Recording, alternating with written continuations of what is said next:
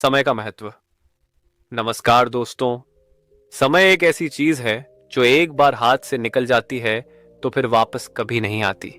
जो इसे समझ लेता है वह जीवन में बड़ी सफलता हासिल कर लेता है, लेकिन जो इसे सही समय पर पहचान लेता है वही वास्तव में आगे बढ़ता है।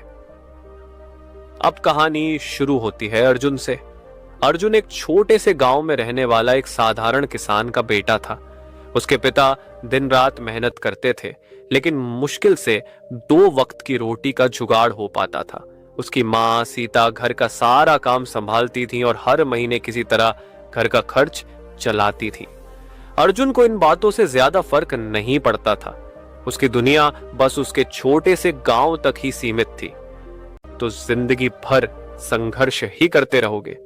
अर्जुन ने यह बात हंसी में उड़ा दी और बोला, मां चिंता मत करो, मैं बड़ा आदमी बनूंगा, एक दिन सब देखेंगे। लेकिन जीवन ने उसकी परीक्षा लेनी थी। गांव में एक दिन भारी बारिश हुई और उसके पिता का खेत पूरी तरह से बर्बाद हो गया। घर में खाने के लिए कुछ भी नहीं बचा। पहली बार अर्जुन ने अपने पिता को टूटते हुए देखा। उसकी मां ने चूल्हे पर आखिरी बार कुछ पकाने की कोशिश की। उस दिन अर्जुन को एहसास हुआ कि अगर वह समय रहते कुछ नहीं करेगा तो उनका यह संघर्ष कभी खत्म नहीं होगा। इसी दौरान गांव में एक साधु आए। वे स्वामी विवेकानंद जी के अनुयायी थे और उन्होंने गांव के लोगों को समय और सफलता के बारे में उपदेश दिया। उन्होंने कहा, समय बर्बाद मत करो, क्योंकि यही सबसे बड़ा धन है। अगर तुम रोज सुबह सूरज के उगने से पहले 4 घंटे की पढ़ाई करोगे और हर दिन एक नया लक्ष्य तय करोगे तो सफलता तुम्हारे कदम चूमेगी। उस दिन अर्जुन ने फैसला किया कि वह अपनी किस्मत खुद बदलेगा। अगले ही दिन से वह सूरज उगने से पहले उठकर गांव के सबसे शांत कोने में पढ़ाई करने लगा। गांव के लड़कों ने उसका मजाक उड़ाया और कहा, इतनी मेहनत करके भी तुम क्या कर लोगे? लेकिन अर्जुन ने जवाब दिया, मेहनत का फल मीठा होता है और मैं उसका स्वाद चखकर ही रहूंगा। धीरे धीरे उसकी मेहनत रंग लाने लगी।